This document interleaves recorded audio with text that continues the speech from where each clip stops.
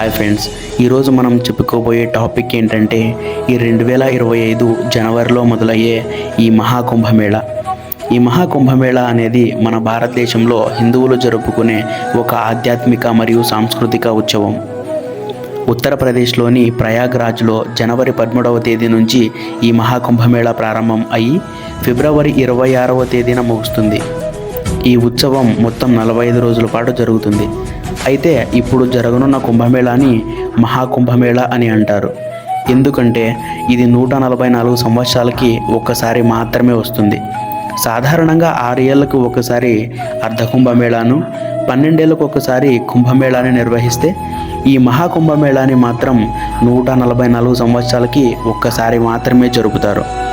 ఈ ఉత్సవాన్ని మన దేశంలో 4 ప్రాంతాల్లో మాత్రమే నిర్వహిస్తారు. అది ఎక్కడంటే ఉత్తరప్రదేశ్లోని ప్రయాగ్రాజ్, ఉత్తరాఖండ్లోని హరిద్వార్, మధ్యప్రదేశ్లోని ఉజ్జయిని, మహారాష్ట్రలోని నాసిక్లలో ఈ ఉత్సవాన్ని జరుపుతారు. అయితే 144 ఏళ్ళకి ఒక్కసారి మాత్రమే జరిగే ఈ మహాకుంభమేళాని మాత్రం ప్రయాగరాజ్లో మాత్రమే జరుపుతారు. ఎందుకంటే ప్రయాగరాజ్లో గంగా, యమున, సరస్వతి నదులు సంగమం కావడంతో ఈ మహాకుంభమేళాని అక్కడ మాత్రమే జరుపుతారు. సూర్యుడు మకర రాశిలోకి ప్రవేశించినప్పుడు ఈ మహాకుంభమేళా ప్రారంభమవుతుంది. హిందూ గ్రంథాల ప్రకారం భూమిపైన ఒక ఏడాది అయితే దేవతలకు ఒక్క రోజుతో సమానం. దీని ప్రకారం దేవతలు రాక్షసుల మధ్య 12 ఏళ్ల పాటు యుద్ధం జరిగింది. అందుకే 12 ఏళ్లకు ఒకసారి పూర్ణ కుంభమేళా నిర్వహిస్తారు. దేవతలకు 12 సంవత్సరాలైతే భూమిపైన 144 సంవత్సరాలతో సమానం. అందుకే ఈ 144 ఏళ్ళకు ఒకసారి ఈ మహాకుంభమేళాను నిర్వహిస్తారు. ప్రయాగ్రాజ్లోనే కాకుండా హరిద్వార్లోని గంగా నది, నాసిక్లోని గోదావరి నది, ఉజ్జయినిలోని సిప్రా నదిలో కుంభమేళా నిర్వహిస్తారు. కుంభమేళా సమయంలో ఈ నదుల్లో పుణ్యస్నానం ఆచరిస్తే మోక్షం లభిస్తుందని హిందువులు విశ్వసిస్తారు. పురాణాల ప్రకారం అమృతం కోసం దేవతలు, రాక్షసులు కలిసి క్షీరసాగర మథనం చేశారు. ఆ సమయంలో బయటికి వచ్చిన అమృతం కోసం దేవతలు, రాక్షసుల మధ్య 12 రోజుల పాటు భీకర యుద్ధం జరిగింది. అప్పుడు ఆ అమృత భాండం నుంచి కొన్ని చుక్కలు భూమిపై పడ్డాయని నమ్ముతారు. ఆ పడిన ప్రాంతాలే ఈ ప్రయాగ్రాజ్, ఉజ్జయిని, హరిద్వార్, నాసిక్ అని విశ్వసించి ఆ ప్రాంతాల్లోనే కుంభమేళా నిర్వహిస్తారు.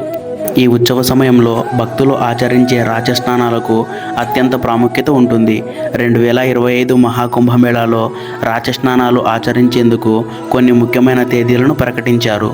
జనవరి 13వ తేదీన పుష్య పౌర్ణమి రోజున మొదటి రాజస్నానం ఆచరిస్తారు. జనవరి 14న మకర సంక్రాంతి రోజున రెండో రాజస్నానం ఆచరిస్తారు. ఇక మూడో రాజస్నానం జనవరి 29వ తేదీన మౌని అమావాస్య రోజున ఆచరిస్తారు. నాలుగో రాజస్నానం ఫిబ్రవరి 3వ తేదీన వసంత పంచమి రోజున నిర్వహిస్తారు. ఐదో రాజస్నానం ఫిబ్రవరి 12వ తేదీన మాఘ పూర్ణిమ రోజున ఆచరిస్తారు. ఇక చివరిదైన ఆరో రాజస్నానం మహాకుంభమేళా ముగిసే రోజు అంటే ఫిబ్రవరి 26వ తేదీన మహాశివరాత్రి పర్వదినాన చేస్తారు. మహాకుంభమేళా సమయంలో పవిత్ర నదుల్లో స్నానం చేస్తే సమస్త పాపాలు నశించి మోక్షం లభిస్తుందని హిందువులు బలంగా విశ్వసిస్తారు. ఇంతకీ ఈ కుంభమేళాల తేదీలు ఎలా నిర్ణయిస్తారో తెలుసా? ఖగోళ శాస్త్రం ప్రకారం కుంభం అనేది ఒక రాశిని తెలుపుతుంది.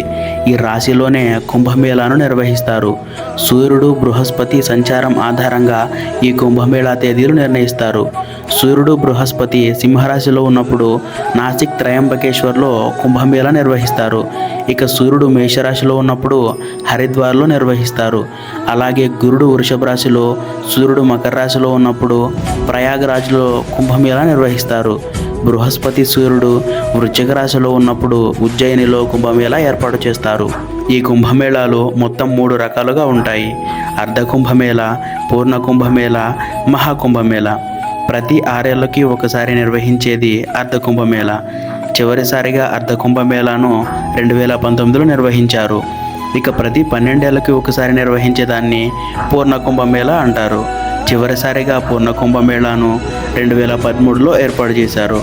ఇక 12 పూర్ణ కుంభమేళాలు పూర్తయిన తర్వాత 144 ఏళ్ళకి ఒకసారి వచ్చేదే ఈ మహాకుంభమేళా. ప్రస్తుతం ప్రయాగ్రాజ్లో జరిగేది ఈ 144 ఏళ్ళకు ఒకసారి వచ్చే మహాకుంభమేళా కావడం గమనార్హం. మహాకుంభమేళా చూసే అదృష్టం ప్రతి 3 తరాల్లో ఒక తరం వారికి మాత్రమే దక్కుతుంది.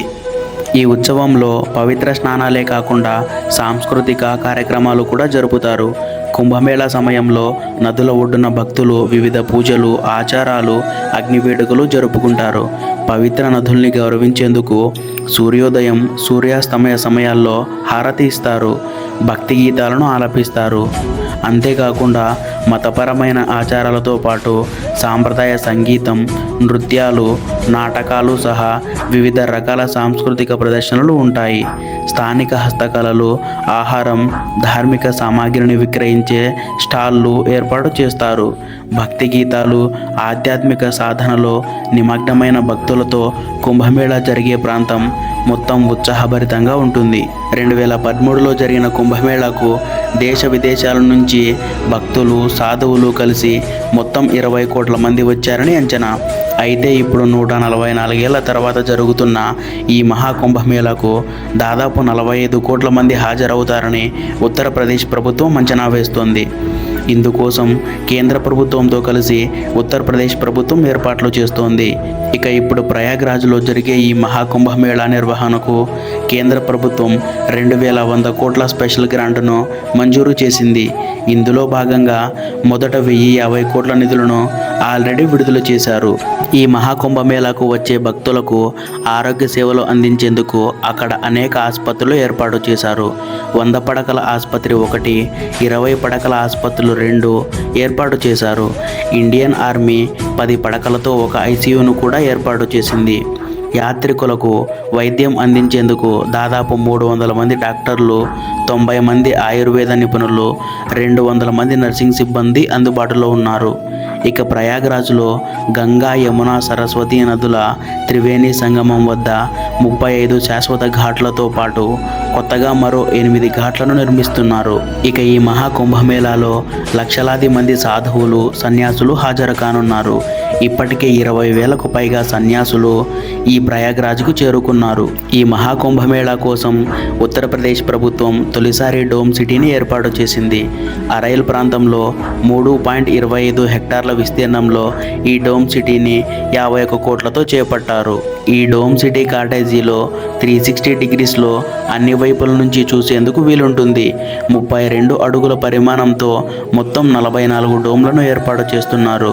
బుల్లెట్ ప్రూఫ్, ఫైర్ ప్రూఫ్గా ఉండేలా వీటిని పాలీకార్బోనేట్ షీట్లతో నిర్మిస్తున్నారు. 15 నుంచి 18 అడుగుల ఎత్తులో ఉన్న ఈ డోమ్స్ భక్తులకు సౌకర్యవంతంగా ఉండడంతో పాటు రక్షణగాను ఉంటాయి. ఈ డోమ్ సిటీలో అన్ని లగ్జరీ సౌకర్యాలతో 176 కాటేజీలను కూడా నిర్మిస్తున్నారు. ఇక మహాకుంభమేళాలో ఒక డోమ్ కాటేజీ రేటు 1.10 లక్షలుగా నిర్ణయించారు. సాధారణ రోజుల్లో 81,000గా ఉంటుంది.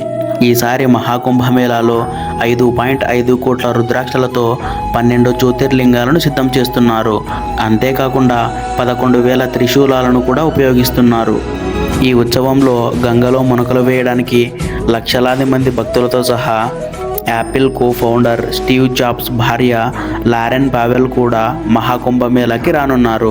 ఆమె కళ్యాణానంద స్వామి శిబిరంలో 13వ తేదీ నుండి 26వ తేదీ వరకు బస చేస్తారు.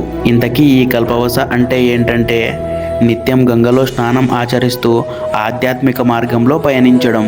ఈ మహాకుంభమేళాకి ఎవరైనా వెళ్ళాలనుకుంటే జనవరి 14 నుంచి 45 రోజుల పాటు జరిగే ఈ మహా ఉత్సవం కోసం ప్రత్యేక రైళ్లను నడుపుతున్న రైల్వే శాఖ తాజాగా తెలుగు రాష్ట్రాల నుంచి మరో 26 రైళ్లను నడపనున్నట్లు ప్రకటించింది.